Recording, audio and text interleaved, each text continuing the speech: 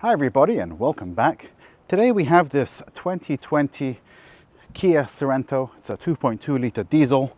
There are also plug-in hybrids and petrols available, but it's the diesel that we have today. And I gotta say, almost 4 years on, it's an absolutely stunning car with striking headlights, a grille, black, menacing looking. It's beautiful. 19-inch alloys. And today we're going to give this a first impression review. We'll go through some of its features and we'll take it for a short test drive to see what it's like. And if it's your first time here, welcome, subscribe to the channel. I post these videos of reviews every other day, mixing a little bit of sarcasm and comedy. I try to anyway. Like the video, subscribe to the channel, and with that, let's crack on. When Kia was first launched here in the UK, there was nothing special about it. It was a basic car. But today they're competing amongst some of the best, like the Volvo XC90. Now this Kia has some amazing features.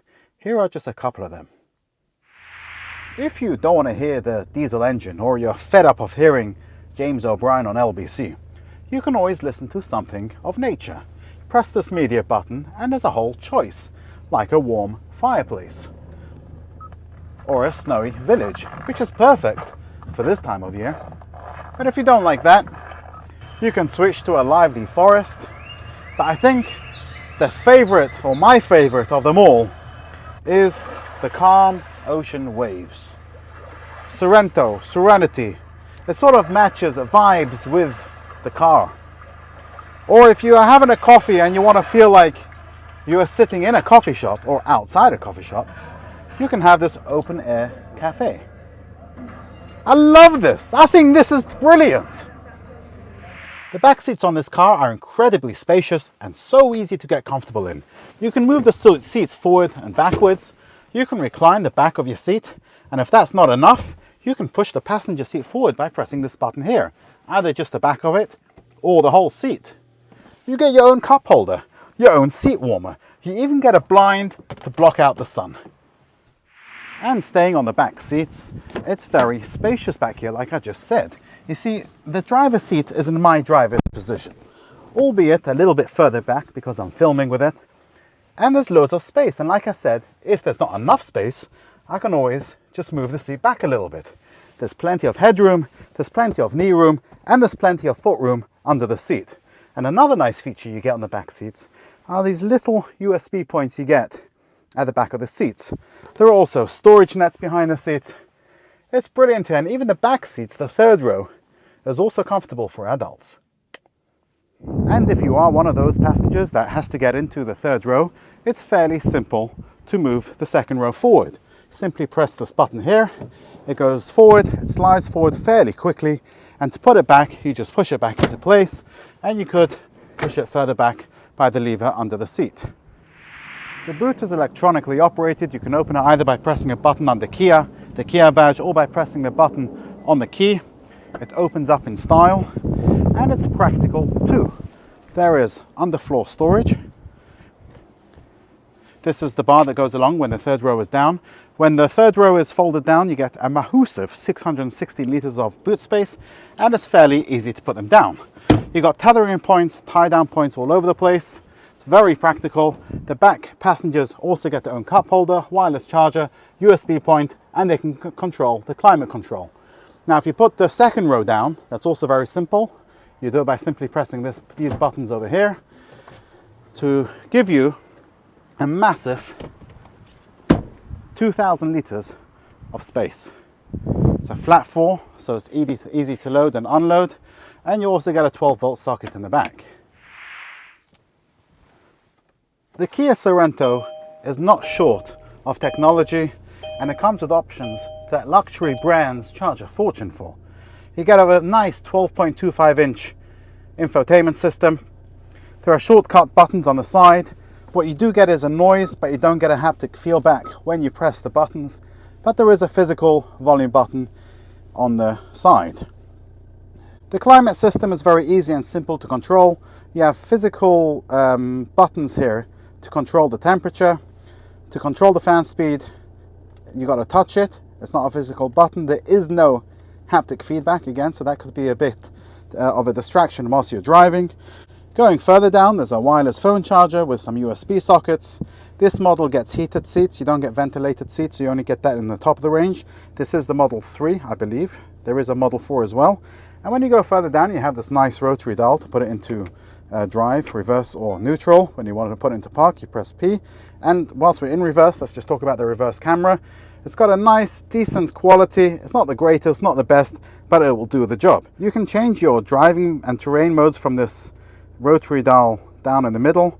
And when you change it from comfort to eco or sport, you also get a whole firework display going on your dashboard, which is absolutely beautiful.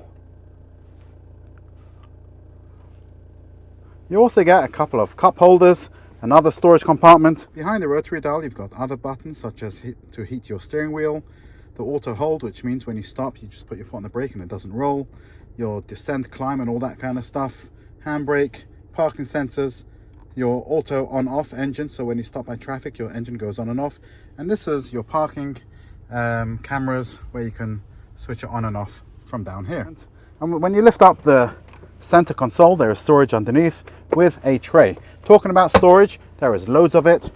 You've also got a nice big glove box, and the door bins are plentiful big. But the quality, guys, the quality is absolutely brilliant.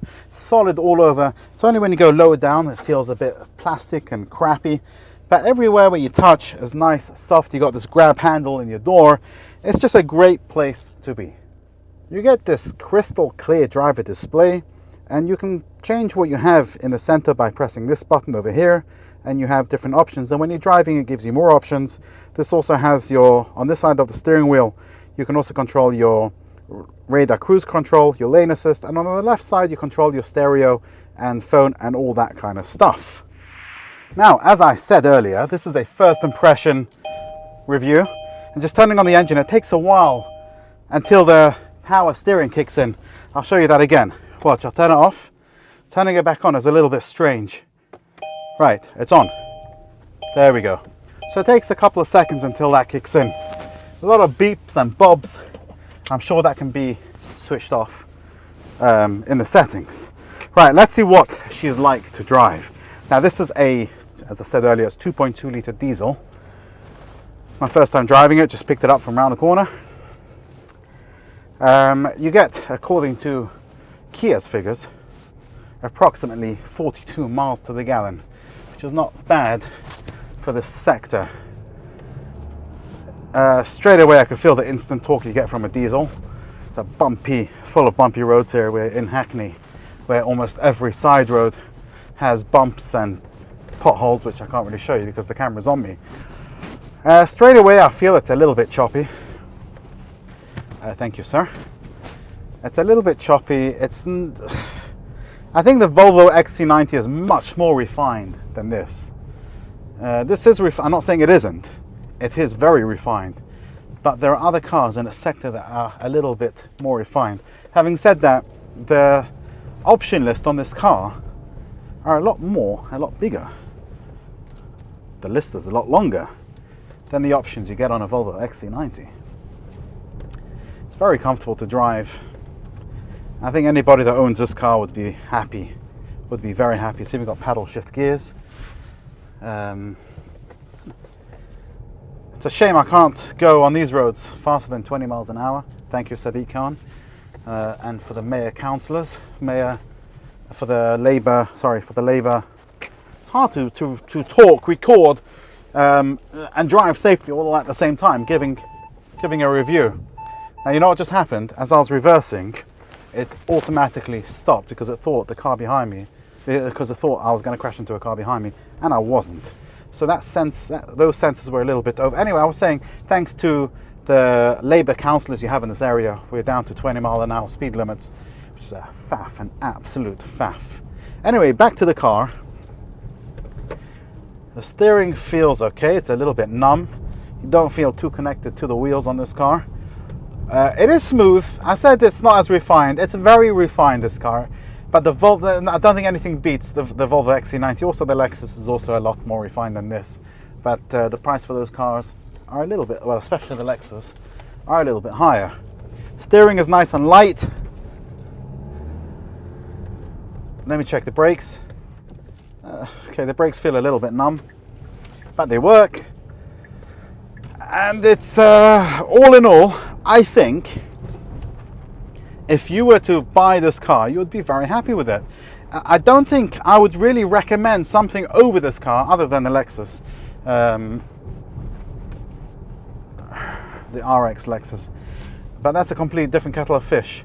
Well, you know, that goes in lines with BMW X5s and X3s and all of those kind of things. But in this kind of range, the Kia, the Volvo, definitely better than the Peugeots and the Renaults.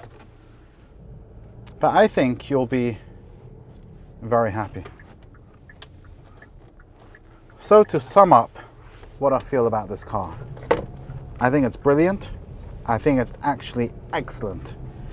It's not as good as the Lexus, maybe not as good as the Volvo XC90. The seats are very comfortable, extremely comfortable. Electronically operated, may I add. They got lumbar support. Anyway, thank you very much for watching.